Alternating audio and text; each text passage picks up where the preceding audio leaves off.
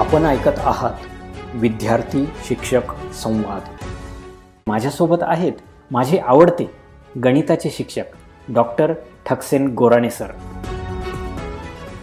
तुमचा जो विज्ञानात प्रवेश झाला तो एकदम अभूतपूर्व की त्या शिक्षकांनी फॉर्म फाडला, पण ते एका अर्थी बरं झालं की जेणेकरून तुम्हाला विज्ञानाची खिडकी सापडली. आता विज्ञानात गेल्यावर अनेक त्यानंतर वाटा आहेत की तुम्ही शास्त्रज्ञ होऊ शकता, वेगवेगळ्या क्षेत्रात जाऊ शकता. परंतु हे शिक्षक व्हायचं तुम्हाला कसं सुचलं किंवा का व्हावं असं वाटलं? मला जी आवड होती 8वीच्या वर्गापासून मी जपली होती की हे भौतिकशास्त्र जे आहे त्याच्यामध्ये आपल्याला संशोधन करायचं, याचाच अभ्यास करायचा, म्हणून मी BSc सुद्धा फिजिक्सच ठेवलं होतं. आणि पुढे MSc करून मला त्याच्यामध्ये संशोधन करायचं हे माझं अगदी ठरलेलं कार्यक्रम होता. परंतु आर्थिक परिस्थिती अतिशय दुबळी होती आणि हे कोणाला सांगायचं, कोणामार्फत तो घडू शकेल याची काही खात्री नव्हती. परंतु माझा जो काही उद्देश होता मी तो शेवटपर्यंत ठेवला. म्हणजे फिजिक्समध्येच आपल्याला संशोधन करायचं हे माझं फायनल होतं. परंतु ते MSc न करता आल्यामुळे मला त्याच्यात PhD किंवा पुढचं असं झालं नाही. आता गंमत अशी होती की BSc झाल्यानंतर पुढचं शिक्षण नाही, मग करायचं काय? तर मी अक्षरशः म्हणजे नाशिकला आलो. म्हणजे माझ्या घरातून मला खरं काढून दिलं मोठ्या भावाने का तो BSc फर्स्ट क्लास झाला, आता घरात शेतीवाडीची काही कामं करू नको. म्हणजे आमचे उन्हाळा होता, मे महिना असेल, जूनचा थोडाफार कांदे काढायचं काम चालू होतं. आणि मग वडील भावानं ते निकाल आला माझा एक जोडीदार संगमनेरला गेला होता, ते तिकडून तो आला, सायकलवर तो येत होता हळूहळू. तो मला लांबून त्याने हाक मारली आणि मला म्हणाला, अरे तुला BSc झाला आणि फर्स्ट क्लास मिळाला. कारण फिजिक्समध्ये फर्स्ट क्लास मिळणं ही त्यावेळेस फार मोठी आनंदाची गोष्ट होती. मग माझ्या भावानं त्यानं पहिला ग्रॅज्युएट मी झालो. बा त्याचा आनंद कुटुंबाला झालाच. तिथं मळ्यामध्ये आम्ही काम करत होतो सगळे, शेताचं उन्हाळ्याचे दिवस होते साधारण. आणि मग भाऊ म्हणे, आता तू आमची हे कामं राहू दे, तुझं तू बघ काय करायचं ते. मग मी म्हटलं ठीक आहे, आता मी काय करणार, माझ्याकडे पैसे नाही, काही नाही. ते मग शेवटी भाऊ म्हणे तू तुझं जगायचं शिक. आणि त्याने अक्षरशः मला हाकलून दिलं मग घरात.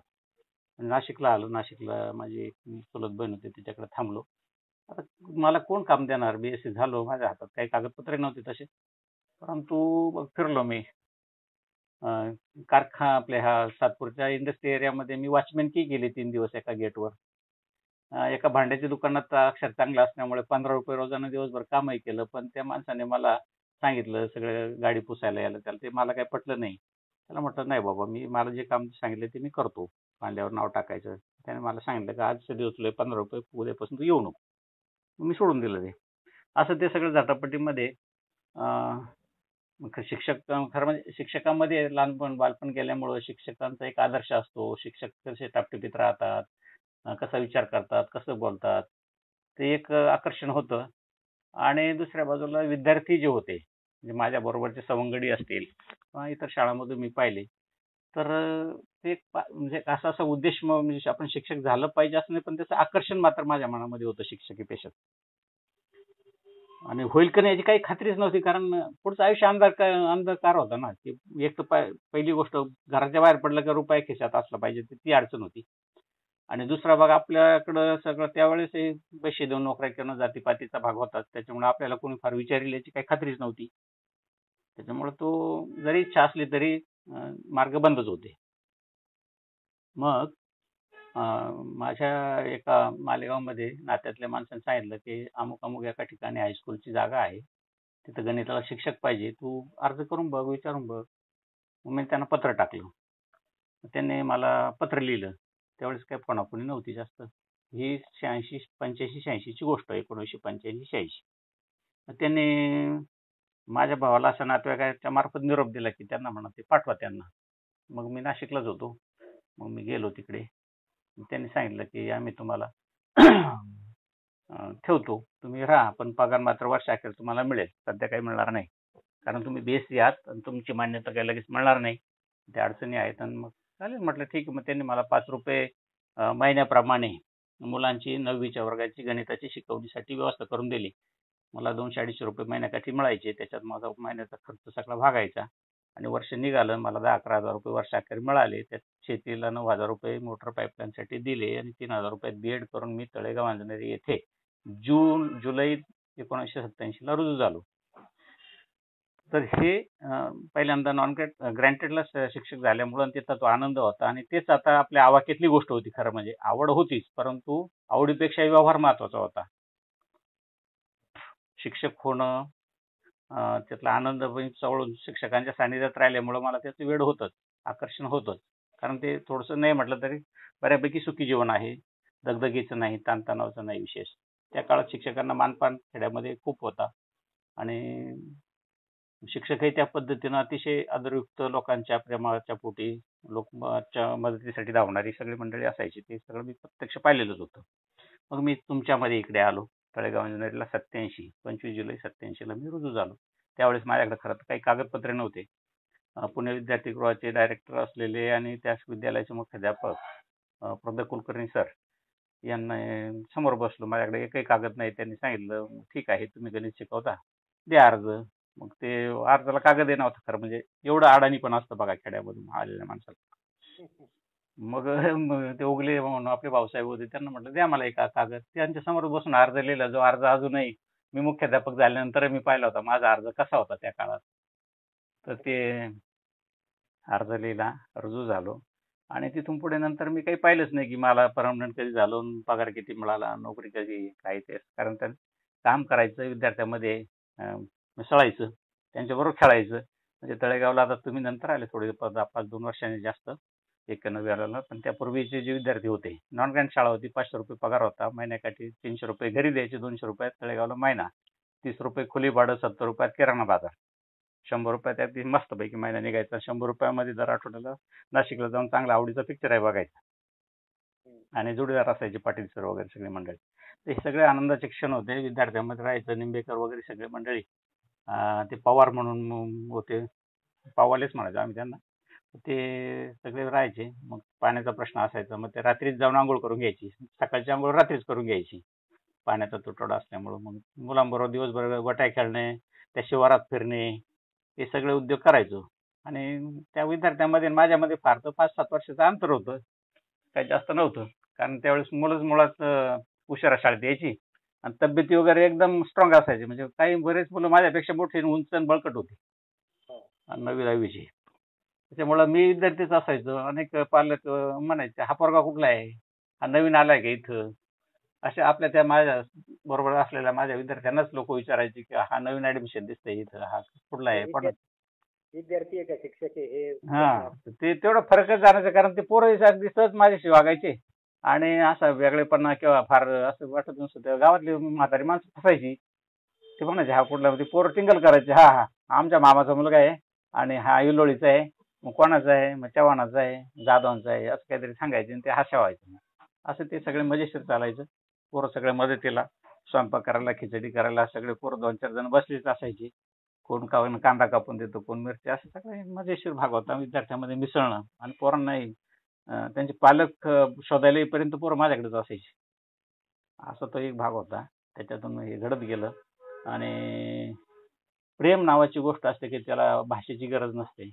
लोक ओळखतात की कोण आहे, काय आहे. त्यामुळं खूप आपली सांगण्याची, ओळख देण्याची काही गरज नसते. लोकांचा विश्वास लगेच बसतो अशा वेळी आणि त्याच्यामुळे खूप हे होतं.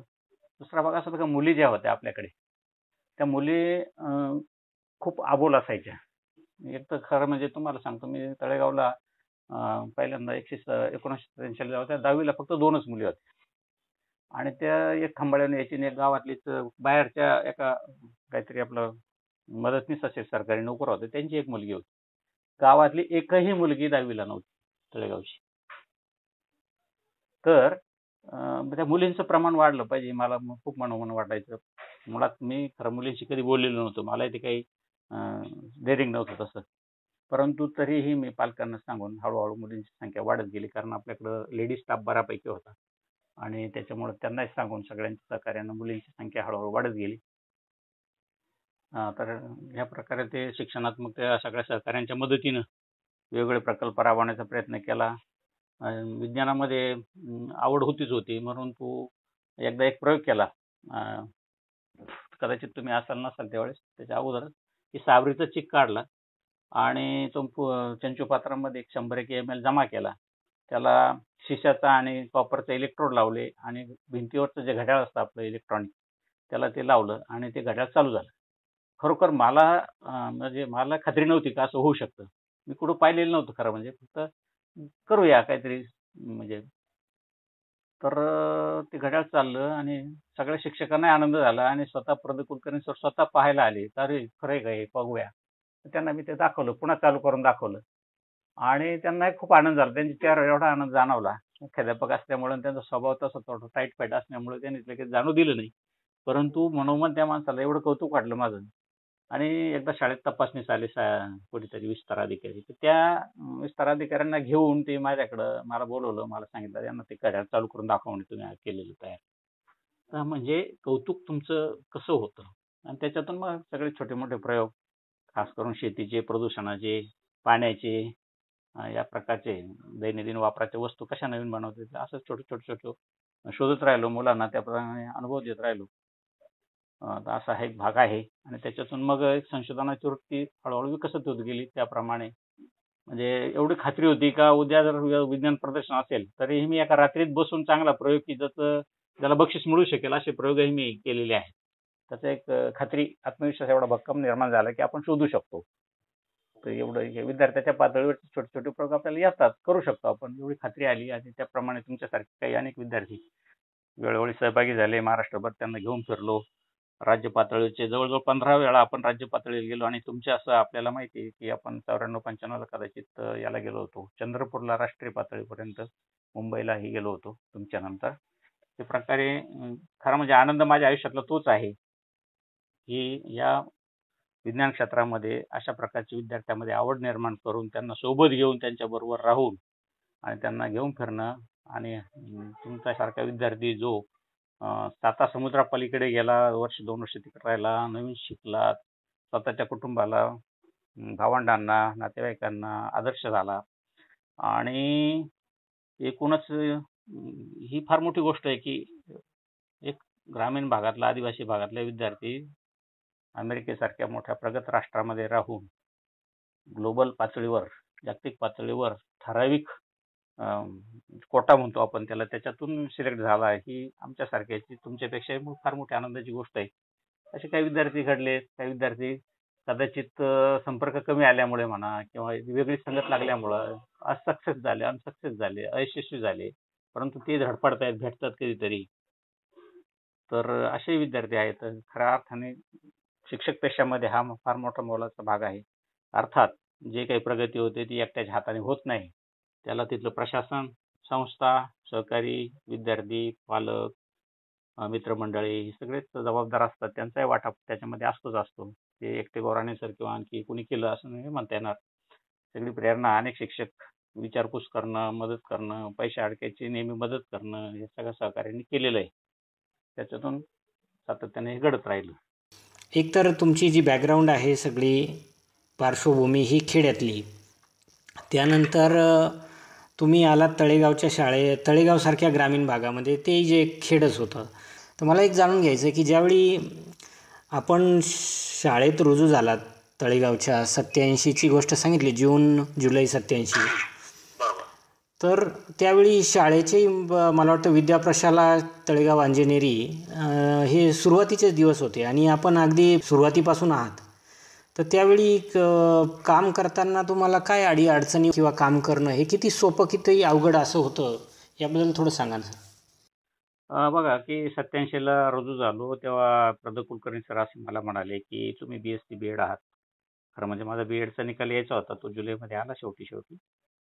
परंतु ते मला म्हणाले की बघा तुम्ही गणित शिकवता, विज्ञान शिकवता आणि आमची शाळा आहे नॉन ग्रँट, पण तुम्हाला इतर ठिकाणी लगेच मागणी येईल गणित विषय असल्यामुळे, तुम्ही सोडून जाल. तर असं काही करू नका. मी तुम्हाला 50 रुपये जास्त पगार देतो. 450 बाकीच्यांना होता, मला 500 रुपये तुम्हाला मी देतो असं ते म्हणाले. आणि पण तुम्ही मात्र जाऊ नका, विद्यार्थ्यांचं नुकसान होईल. तुम्ही गेले मधून असतं. मी सरांना शब्द दिला की सर मला ग्रँटेडला जरी नोकरी मिळाली तरी मी जाणार नाही. मी आता इथं रुजू झालो, इथंच राहील. म्हणे ठीक आहे, मग तुम्ही राहणार कुठं? म्हटलं मी तर गावात. म्हणजे गावात इथं त्यावेळी जुलै महिना होता, पाऊस खूप चालू होता आणि गावात काय तुम्हाला रूम मिळणार नाही. आणि आता ते सगळं गावामधले ते रोंजा पाटलाची इमारत होती, त्याच्यातच आमचे सगळे वर्ग भरायचे. पत्र्याचं पार्टिशन होतं, इकडच्या शिक्षकाचा आवाज तिकडं आणि तिकडचं इकडं. आणि समजा त्या वर्गात शिक्षक नसेल, ऑफ असेल एखाद्याला आणि ते इकडं जर शिकवणं असेल तर ते सगळं आवाजच यायचा नाही, एवढा गोंधळ पलीकडच्या वर्गात असायचा. या सगळ्या अडचणी. वर्ग गळायचे पावसात, जायला यायला रस्ता नसायचा गावामध्ये, कारण गावातही काही वर्ग होते, जिथं जिथं मिळेल तिथं तिथं सोयी केलेल्या होत्या. मग कुलकर्णी सरांनी सांगितल्याप्रमाणे मग मी गेलो नाही, कुठंच नाही आणि माझं रेग्युलर काम सुरू केलं. आता त्यावेळेस कसं असतं की जेव्हा सांघिकपणे काम करायचं असतं आणि मुख्याध्यापकांना कसं असतं, आता मी स्वतः मुख्याध्यापक प्राचार्य राहिलेलो आहे, तर काही एक 4-2 लोकांवर खास असा एक विश्वास असावा लागतो की बाबा हे काम या माणसाकडे सोपवलं. तसं त्यांना सगळ्यांवरच विश्वास ठेवावा लागतो, कारण सगळ्यांचं सहकार्याशिवाय ते चालतच नाही. परंतु हुकमी म्हणतो आपण ज्याला की बाबा हा माणूस हे काम कुणी नाही केलं तरी हा करणार, एवढी खात्री कुलकर्णी सरांना माझ्याबद्दल वैयक्तिक तरी होती. इतरांबद्दल असेल कदाचित, पण मी अनुभव घेतला म्हणून मी सांगतो की ते कुठल्याही अडचणीचं काम असेल, आता हे नाही कुणी करू शकणार तर मग गोराणी सरांनाच बोलायचं. एवढा मात्र त्या माणसाला आजही तुम्ही त्याची खात्री करू शकता का, ते सांगायचे आणि मी ते पूर्ण करायचे. म्हणजे इव्हन शाळेमध्ये जे पिण्याच्या पाण्याची सोय होती, मी त्याशी भांडलो खरं म्हणजे 2000 मेच्या उन्हाळ्यामध्ये. एक मेला मीटिंग झाली, त्यावेळेस त्यांना म्हणालो की मला आपल्या पिण्याच्या पाण्याचं काही मुलांना बरोबर पाणी येत नाही, बोरचं पाणी असतं, मुलांना त्रास होऊ शकेल हे सगळ्याचं, आपण पिऊन पाणी बघितलं का ते पाणी, असं थोडंसं माझा वादही झाला. मग म्हणे काय करायचं, तर म्हटलं ते आदिवासी बांधवांची आपली विहीर आहे, मी त्यांच्याशी बोललेलो आहे, शंकर पगार होते तेही बोललेले आहेत, ते द्यायला तयार आहेत. प्यायचं पाणी फक्त त्यांना द्यायचं, इतर पाणी ते आपल्याला वापरायला येणार आहेत. सर म्हणाले बाबा संस्थेकडे मागे संस्था पैसे देणार नाही, एवढे पैसे लागतील, 2-2.5 लाख रुपये खर्च येईल, एवढे पैसे नाही. म्हटलं सर मी देतो पैसे. मग पहिल्यांदा मी 1,000 रुपये केले, म्हणजे असं जाहीर केले आणि बाकी शिक्षकांना तर 24,000 रुपये तिथंच जमा झाले लगेच. असं ते सगळं स्वीकारलं. पण तरी कुलकर्णी सरांना वाटायचं की हा माणूस शिक्षक आहे, उद्या ती विहीर खोदायची, काही अपघात झाला, काही झालं तर. सरांनी मला सरळ सांगितलं की ते सगळं तुम्ही करताय, ती सगळी जबाबदारी तुम्ही घेताय, परंतु उद्या काही घडलं तर संस्था मला सोडणार नाही, तुम्हाला सोडणार नाही. म्हटलं सर त्याची काही काळजी करू नका, मी स्वतः करेन. आणि अक्षरशः मी शाळेचा एकही तास न बुडवता उन्हाळ्याच्या संपूर्ण जाऊन सुट्टीमध्ये मोऱ्याप्पांच्या इथं 20 रुपये देऊन जेवण करायचो आणि ते संपूर्ण काम स्वतःच्या देखरेखीखाली स्वतः पाईपलाईन जोडून उतरून खड्ड्यात उतरून कपडे काढून मजुरांबरोबर काम करून विहीर खोदाई पासून मोटर बांब जोडणे, पाईपलाईन जोडणे सगळं करून 19 जून 2001 ला आपण शाळेमध्ये पाणी आणलं. मी हे याच्यासाठी सांगतो की जेव्हा सहकारी विश्वास ठेवतात, सहकार्य देण्याची त्यांची पूर्णपणे खात्री असते आणि त्या कामाचं महत्त्व, दूरगामी महत्त्व जेव्हा आपल्याला सगळ्यांना पटवून देता येतं, तर माझ्याबरोबर मी पुढाकार घेऊन केलं, नेतृत्वाखाली माझ्या झाले मंजूर. कुलकर्णी सरांनी त्याप्रमाणे केलं, सगळ्या अडीअडचणी त्यांनी पैशाच्या तजवीज केल्या. बऱ्याच वेळा असं व्हायचं की मजूर असायचे आठवड्याला, कारण हे सगळे डेली वेजेसवर असायची मंडळी. कधी कधी रात्री संध्याकाळीच लोक पैसे मागायचे, काम झालं की सर द्या पैसे आम्हाला, आणि संस्था काही दररोज पैसे देत नसायची. बऱ्याच वेळा मग माझाच स्वतःचाच पगार मी त्याच्यामध्ये खर्च करायचो. कुलकर्णी सरांना माहीत नसायचं ते. मग ते सगळं काम केल्यानंतर म्हणजे एखादं मोठं काम एखाद्या धाडसी शिक्षकाच्या थोडंसं धैर्याने, विश्वासाने, संघटितपणे आणि इतर शिक्षकांनीही माझ्यावर विश्वास ठेवला आणि मी ज्यावेळेस दोनदा पैसे मागितले, एकदा 24,000 नंतर 46,000, असे 65-70 हजार रुपये शिक्षकांनी दिले आणि बाकीचा खर्च संस्थेने केला, ते 2,65,000 रुपये खर्च करून कायमस्वरूपी आजही तुम्ही बघाल तर विहीर गच्च पाण्याने भरलेली आहे. अगदी शुद्ध मुबलक पाहिजे तेवढं पाणी आपल्याला 10 एप्रिल पर्यंत पुरेसं मिळतं. नाहीतर तत्पूर्वी टँकर आणायला लागायचा, त्यावेळेस 150 रुपये टँकर होता, आता ते 900 रुपये झालेले आहे. आणि त्यावेळी विद्यार्थी संख्या 400 होती, आज ती 1000च्या आसपास गेलेली आहे. म्हणजे दररोज 2 टँकर लागले असते, दररोज 2,000 रुपयाचं पाणी. आता 20 वर्ष झाले त्या गोष्टीला. तर मला हे सांगायचं आहे की मी फार कौतुकास्पद नाही केलं, परंतु एखाद्या शिक्षकाला स्वातंत्र्य दिलं, विश्वास ठेवला आणि त्याने स्वतः ते जर धडाडीनं केलं, करून दाखवलं, तर अशा प्रकारचे अनेक काही भाग होतात. तर हे सगळं इतरांनी आर्थिक सहकार्य केलं, सोबतही काही बऱ्याच वेळा मंडळी यायची, काम बघायची, सूचना करायची, स्वतः माझ्याबरोबर कामही करू लागली. देवरे सर वगैरे असतील, शंकर पगारांचं योगदान त्याच्यामध्ये माझ्यासोबत चांगलं होतं. आपले सेवक होते, मोरे आप्पा होते, ते हे सगळे मंडळ, राजू आप्पा होते, सगळ्या मंडळींना सहकार्य नेहमीच असायचं. त्याच्या म्हणून मुद्दा असा आहे की शिक्षक म्हणून तुम्हाला सांघिक भावनेनं जेवढं काम मोठं करता येतं तेवढं एकट्याचे होत नाही. म्हणजे आपण सहज विचार केला, आता माझ्या लक्षात येते की अंधश्रद्धा निर्मूलनाचं काम आपण आता करतो, परंतु हे काम काय आम्ही नवीन करतो असं नाहीये. हे काम मुळातच संत समाज सुधारकांनी केलेलं आहे. पण त्या काळामध्ये ते काम त्यांनी व्यक्तिगत पातळीवर केलं, की जे आज त्यांच्या लिखाणात आहे. त्या काळात ते त्याप्रमाणे जगत होते, म्हणून समाजाचं दृष्टीनं ते देश होतं त्या म्हणजे हा माणूस चालीरीती पाळत नाही, रूढीपरांना नाव ठेवतो, अशा प्रकारचं संतांचं जीवन ती मंडळी जगली. तेव्हा त्यांना फार समाजाने चांगलं म्हटलं असेल अशी अजिबात खात्री नाही. परंतु व्यक्तिगत पातळीवर त्यांनी ते काम चालूच ठेवलं. पण पुढे संघटना म्हणून आम्ही अंधश्रद्धा निर्मूलन समितीच्या माध्यमातून ते काम उभं केलं. आज ते आपल्याला आनंद वाटतो की ते आंतरराष्ट्रीय पातळीवर आपल्याला मोठमोठे अशा प्रकारचे पारितोषिक मिळाले आणि लोकांनी कौतुक केलं की बाबा संघटितपणे काम करणारी अशा प्रकारची ही सामाजिक संस्था महाराष्ट्रात आहे. मुद्दा असा आहे की कुठल्या शाळेमध्ये सांघिक भावना जी असते ती अतिशय महत्वाची असते आणि लोकविश्वास अतिशय महत्वाचा असतो, लोकसहभाग महत्वाचा असतो. पुढच्या काळातही म्हणजे शिक्षण समाजापर्यंत नेणं, सार्वत्रिकरण करणं त्याचं हे अतिशय महत्वाचं आहे लोकशाहीसाठी. तर ते शिक्षकाच्या हातात जास्त असतं असं माझं मत आहे. शिक्षकाची भूमिका करत असताना त्याच्या पलीकडे जाऊन काही जबाबदाऱ्या स्वतःहून घेऊन विद्यार्थ्यांच्या सोयीसाठी आणि त्या संस्थेच्या सेवेसाठी तुम्ही कायम प्रयत्नशील राहिला. सर, असं आहे की गणिताचे शिक्षक म्हणजे हे कोणाला आवडत नाही. गणिताचे शिक्षक घरी आजारी पडावेत असेच सगळे देवासमोर प्रार्थना करत असतात. म्हणजे माझ्या सकट सांगतो तुम्हाला. तर तळेगावसारख्या ग्रामीण भागामध्ये विद्यार्थी ज्या मानसिकतेतून यायचा, कारण घरी प्रत्येकाच्या वातावरण शिक्षणाचं असेलच असं नव्हतं, किंबहुना नव्हतंच. म्हणजे तुम्हाला किती कष्ट करावं लागले तुम्हीच सांगितलं की एक एक विद्यार्थी जमा करावा लागायचा.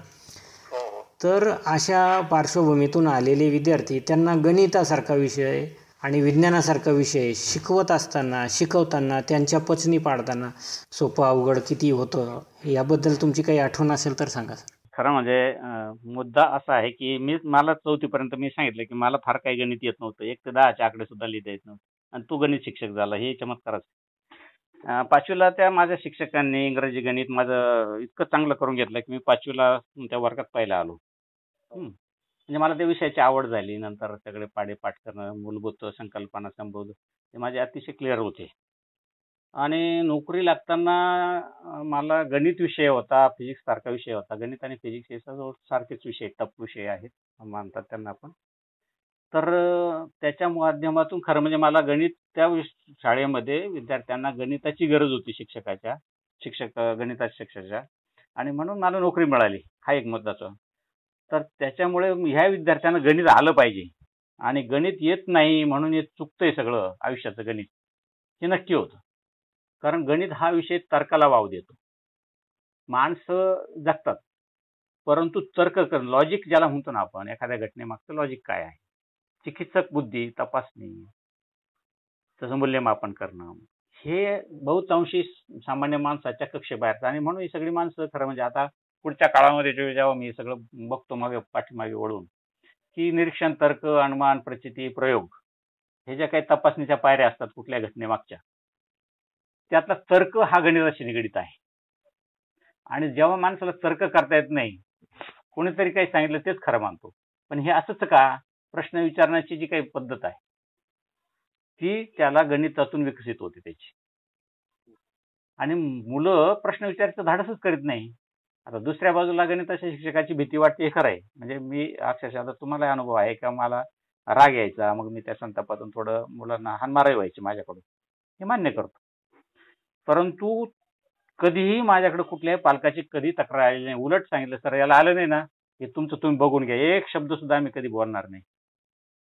कधीही काही माझ्या 30-32 वर्षाच्या सगळ्या अध्यापनामध्ये एकही पालक माझ्या मुलाला तुम्ही गणित न आल्यामुळं किंवा मारलं किंवा तुम्ही बोलले हे कधीही तक्रार आली नाही. उलट पालक यायचे, सर हा करीत नाही अभ्यास, याला आलंच पाहिजे, या भावनेनं ती मंडळी सांगितलं. तर ह्या गणितामध्ये न येण्याचं कारण असं होतं विद्यार्थ्यांना, एक तर मुळात आपल्या कुटुंबामध्ये, ग्रामीण भागामध्ये विशेषतः व्यवहार शिकवला जात नाही. म्हणजे कुटुंबाच्या प्रमुखाला सुद्धा खूप हिशोबाचं भान असतं असं अजिबात नाही. आणि त्या काळामध्ये तर खूपच शिक्षणाचा अभाव होता. त्याच्यामुळे घरामध्ये त्याला काही दुकानातून किराणा दुकानातून काही विकत आणायला पाठवलं, त्यानं ते बघितलं, 4 ठिकाणी बघितलं, त्याला कुठं बाजारहाट दाखवला, त्याला कुठं बँक दाखवली, त्याला कुठं पोस्ट ऑफिस दाखवलं. असं अनुभवयुक्त असं शिक्षण विद्यार्थ्यांना मिळणं अवघड होतं. त्याच्यामुळं आकडे म्हटले की त्याला काढा घाम फुटायचा. आणि पाढे पाठ करणं, हे पाढे आता कसं म्हणजे ते प्रॅक्टिकल दाखवता येत होतं जास्त, आणि ते सगळं संकल्पना चित्र डोळ्यापुढे उभं करणं हे फार मोठी अवघड गोष्ट असायची. आणि सांगूनही हा करीत नाही, हे आमचं थोडं अज्ञान होतं, कारण त्याला कशा पद्धतीने सांगितलं पाहिजे, त्याच्याकडून कसं करून घेतलं पाहिजे याचं फार मोठं ज्ञान आम्हाला होतं असं अजिबात नव्हतं. म्हणून कधी कधी रागाने त्याला काय येत नाही, आणि म्हणून त्याला थोडासा धाकधापटशा फटकावणं ह्या गोष्टी घडायच्या. परंतु ते त्याला आलं पाहिजे ही शुद्ध भावना त्याच्या पाठीमागे होती, आणि त्याच्यातून मग 10 पैकी 5-6 मुलं करायची, आणि त्यांचं पाहून इतर करतील या भावने. पण दोघं तिघं मात्र काहीही केलं तरी काही येत नसायचे त्यांना. त्यांना तुम्ही मारा, फटका, काही मारा, ते स्वतः कबूल व्हायचे. सर ते तुम्ही सांगता ते काही, पण ते काही कळतच नाही, ते येतच नाही ते मला, कारण ते सरावाचा भाग असायचा, आणि तो सराव करण्याची त्यांना ती सवय नसायची. आणि निसर्ग असा होता की मुक्त होतं ना सगळं. घरात खायला प्यायला मिळायचं, मग बाकीचं अगदी सुसाट. काम असेल ते करायचं, नाही केलं केलं, पण असं बंधन नव्हतं. आणि हे मुक्त जीवन जगणाऱ्या माणसाला अशा शिस्तीमध्ये गणिताच्या बसवणं जरा अवघड गोष्ट होती.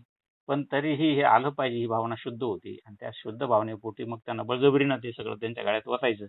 त्यांना जेवढं पितील तेवढं पितील, बाकीचं सांडून जायचं, असा तो एक भाग होता.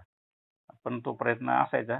विज्ञानाचा तर निसर्गच होता, म्हणजे मलाच मुळात विज्ञानाची खूप आवड होती. आणि मी, तुम्हाला आठवत असेल तर, आपल्या शाळेच्या बाजूला डोंगर आहे. मी पावसाळ्यामध्ये सगळ्या पोरांना त्या ढगामध्ये ते सगळं तासन-तास त्यांना घेऊन जायचो. कधी-कधी 5-25 पोरं बरोबर घेऊन डोंगरात चढून जायचं. अनेक पक्षी, प्राणी, हाडं, तुम्हाला मी 2 पोते हाडं जमा करून आणली होती शाळेमध्ये. सगळे शिक्षक मला रागवायचे, तिकडेच ठेवा म्हणे, इकडे आणू नका, वास येतो. हे सगळ्या पोरांना सांगितलं, सगळे शंख, शिंपले, हाडं, आणि त्याचं खत कसं होतं, मग हाड कशाचं असेल, म्हणजे हाड कसं बळकट, कोणते हाड बळकट असतात, किती असतात, हे सगळं त्यांना स्वतः हाडं मी स्वतःच तपासून जमा करून हे सगळं करणं. म्हणजे प्रॅक्टिकली अनेक वेळा आपण पानं, फुलं, त्यांचा रस काढणं, वेगवेगळे रस काढणं, ते एकमेकात ओतून पाहणं, त्याचा वास घेणं, हे सगळं मुलांना करायला सांगायचो.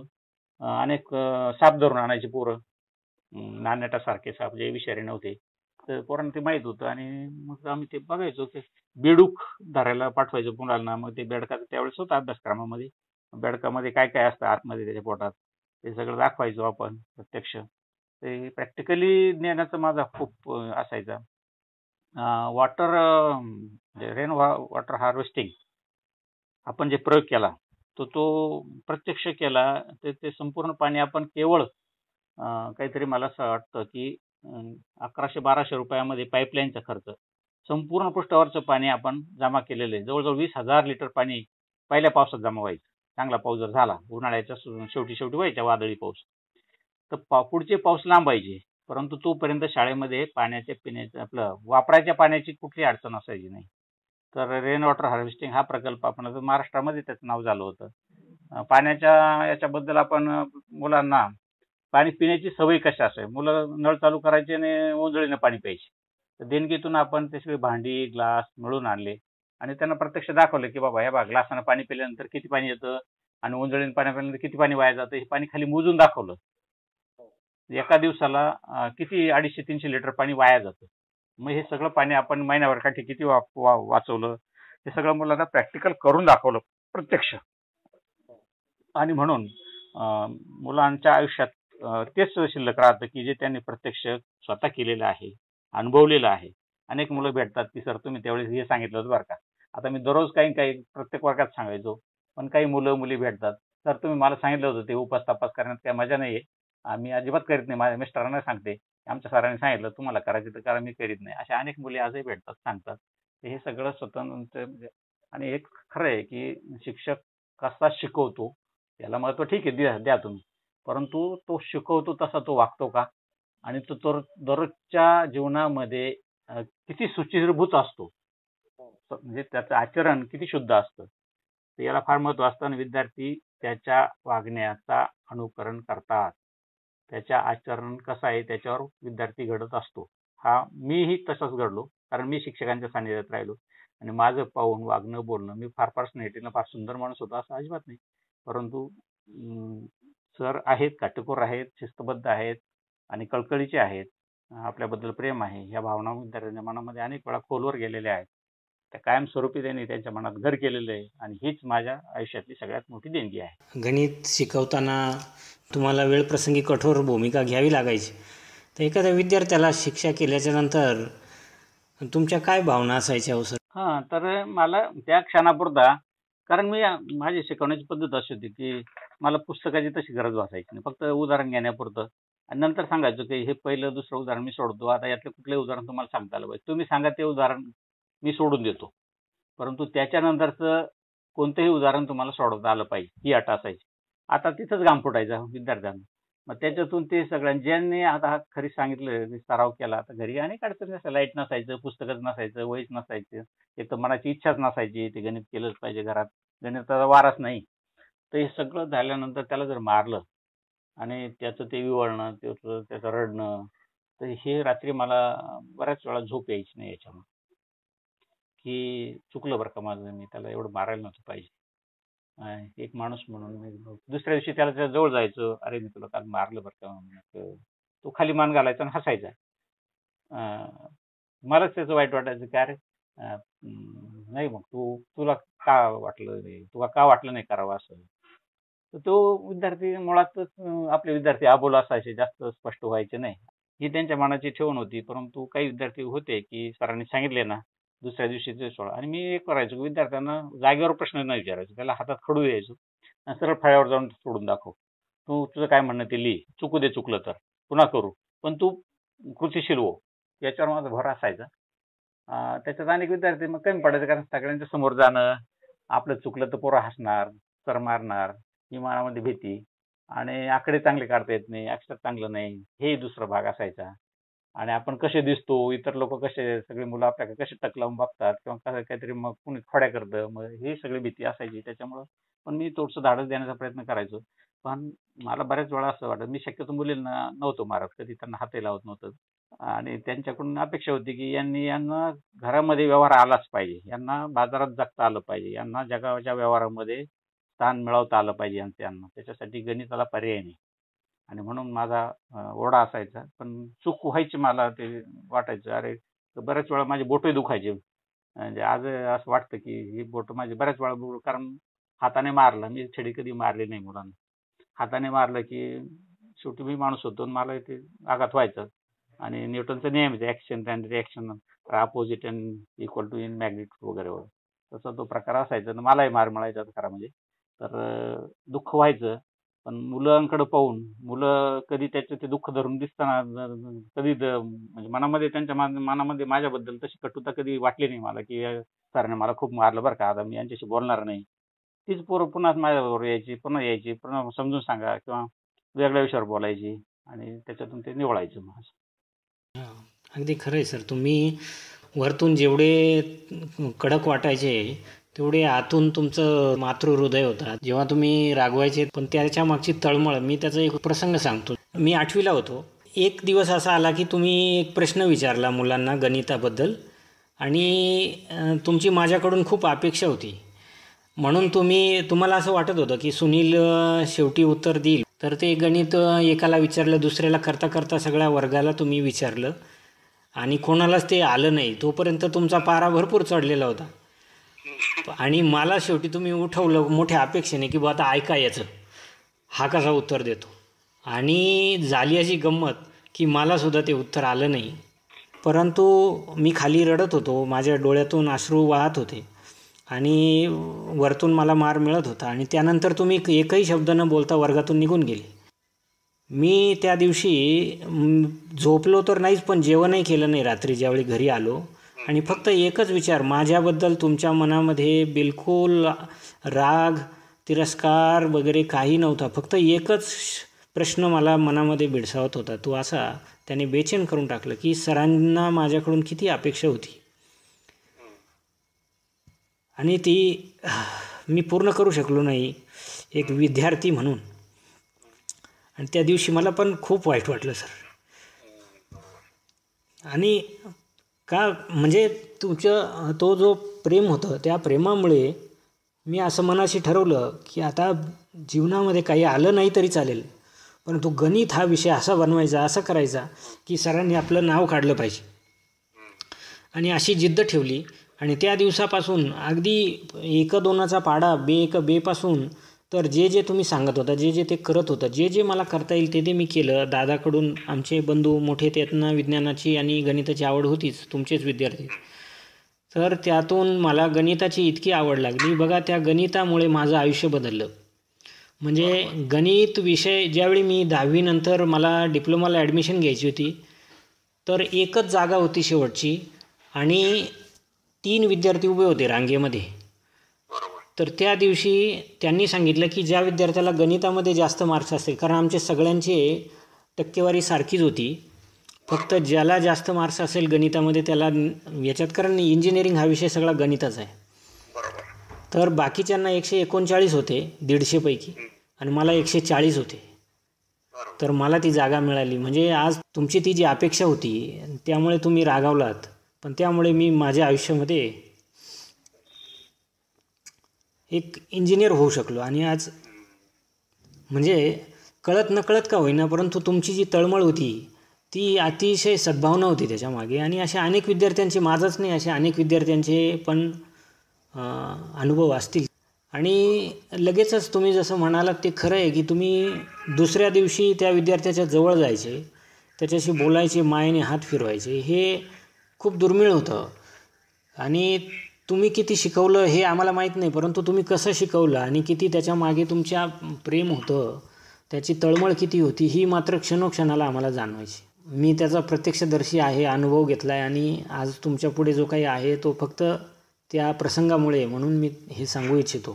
तुम्ही एवढ्या तळमळीने एवढे कष्ट करून शिकवायचे. इतरही शिक्षक होते, तेही खूप कष्ट करून, म्हणजे लांबून यायचं, दुसऱ्या गावावरून यायचं, पायी. त्या गावामध्ये बस यायची नाही, पायी यायचं. नाला होता, त्या नाल्याला पूर आला तर ते अक्षरशः साखळी हाताची करून पार करावं लागायची. आणि जर कधी पाऊस आला तर तिथेच मुक्कामही ठोकावा लागायचा त्या गावात. पण हे सगळं करत असताना म्हणजे शिक्षकांच्या बाजूने खूप प्रयत्न होते. विद्यार्थ्यांचा त्याला प्रतिसाद कसा होता असं वाटतं तुम्हाला, किंवा काय अपेक्षा होत्या? खरं म्हणजे माझ्या वैयक्तिक आयुष्यापुरतं बोलायचं तर मी काय असं कुठल्या सुखवस्तू घराण्यातून आलेलोच नव्हतो. सगळं आयुष्य ठ्याचा खाण्यातच गेलं. आणि मुळात मी तळेगावला 3 वर्ष राहिलो. मला अशी खोली मिळाली. एक तर मी जवळजवळ महिनाभर एका वर्गातच राहिलो. 8वीचा वर्ग होता. आणि कुलकर्णी सर म्हणाले की गावात काय रूम मिळणार नाही, तुम्ही या वरचा रूम आहे, ते 10 वाजेपर्यंत सगळं तुमचं खाणं पिणं स्वयंपाक पाणी आवरून घ्या चला, आणि मग एका कोपऱ्यात तुमचं सामान आवरून ठेवा आणि तो वर्ग भरत जाईल. आता सामान म्हणजे काय, एक सतरंजी, एक चादर, एक बादली, एक स्टोव, एक पातेलं, एक तवा आणि आपले 2 कपडे, एवढं. ते एका पोत्यात म्हणजे गोणीतच भरलं की आवरायचं संसार. तर हे सांगण्याचा हेतू असा आहे की प्रत्यक्ष त्या समाजामध्ये, त्या कुटुंबामध्ये विद्यार्थ्याला मी तुमचा आहे, तुमच्यातला आहे, तुमच्या कुटुंबातला आहे, आणि मी जे करतो, तुम्हाला वाईट बोलतो, मारतो, प्रेमाने सांगतो, हे सगळं त्यांना त्यांच्या आपुलकीचं वाटायचं. हा माणूस कोणी वेगळा नाहीच आहे, हा आपल्यासाठीच करतो, ही भावना त्यांच्या मनामध्ये पक्की रुजलेली होती.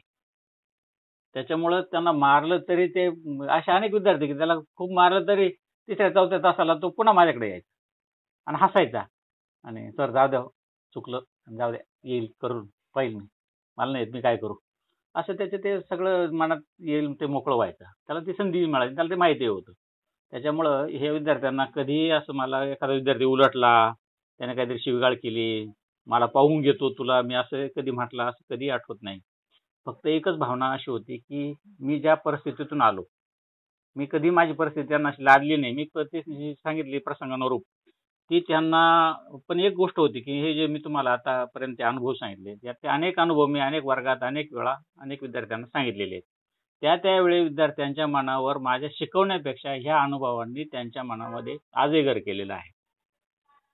अनेक विद्यार्थी सांगतात, सर तुम्ही आम्हाला असं सांगितलं होतं, तर तुम्ही ते बोकडबळीच्या विरोधात. एक विद्यार्थी तर फाट्यावर भेटला बऱ्याच दिवसांनी,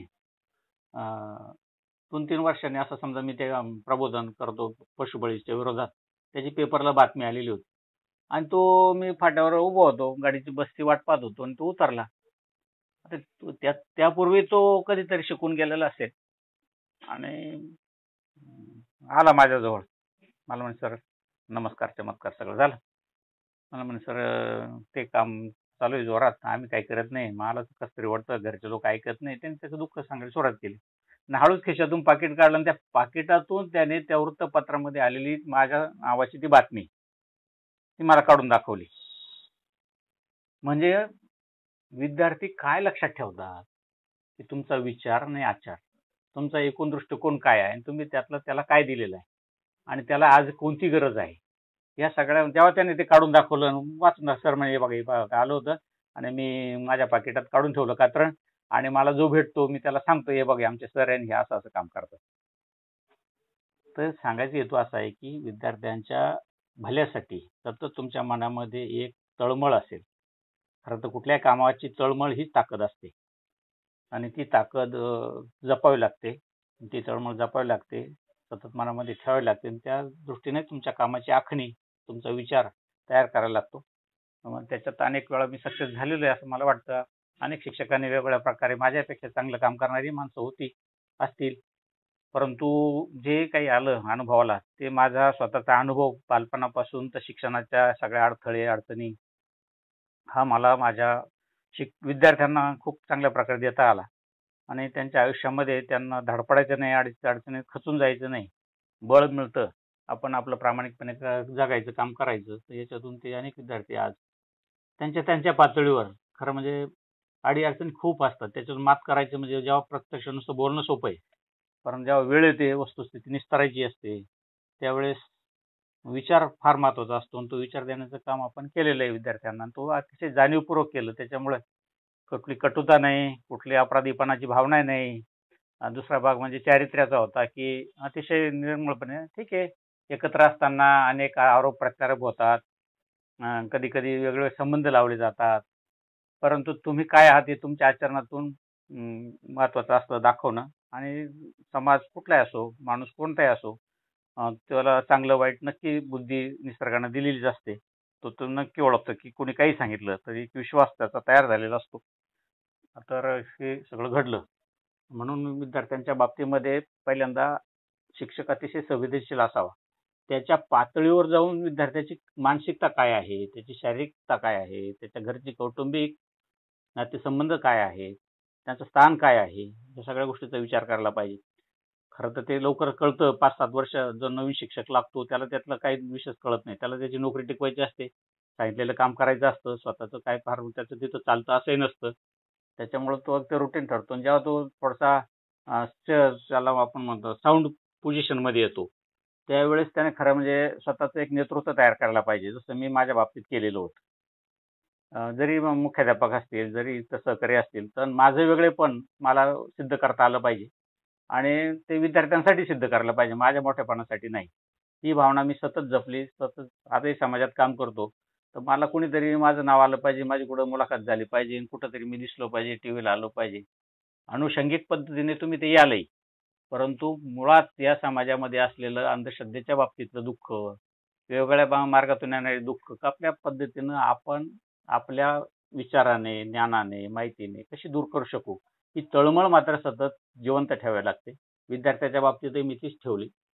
शाळेत गेल्यानंतर पहिल्यांदा आपलं दप्तर ठेवलं, पिशवी ठेवली की लगेच तिथंच ती शाळा सुटेपर्यंत, शाळेतून विद्यार्थी सगळे जाईपर्यंत आपण बाकीचा विचार करायचा नाही. सगळे सतत विद्यार्थी, त्यांच्या अडचणी, त्यांचं वागणं आणि त्यांच्यातला आनंद कसा द्विगुणित होईल एवढ्या गोष्टी करत राहायचं. हा मात्र भाग मी अगदी जाणीवपूर्वक केलेला आहे. त्याचा आनंद आजही टिकून आहे, निरंतर राहील अशी मला भावना आहे. म्हणजे मी काल एक पाऊस चालू होता आणि बाहेर उभा होतो, तर त्या गवतावर पाणी पडत होतं, माझ्या डोळ्यापुढे शाळा आली. खिडकीतून मी नेहमी बाहेर बघायचो कारण निसर्ग इतका सुंदर होता आपल्या परिसरामधला. ते ढग, ते पाऊस पडतानाचं वातावरण, त्या झाडाच्या पानावर ओरघळणारं पाणी, हे प्रसंग मी तासनतास बघायचो, मुलांना दाखवायचो. त्या गवतातून चालायचं, ते पायाला सगळी पॅन्ट ओली व्हायची, छानपैकी गार वाटायचं. आपण ऐकत आहात विद्यार्थी शिक्षक संवाद. उर्वरित मुलाखत ऐकूयात पुढील भागात.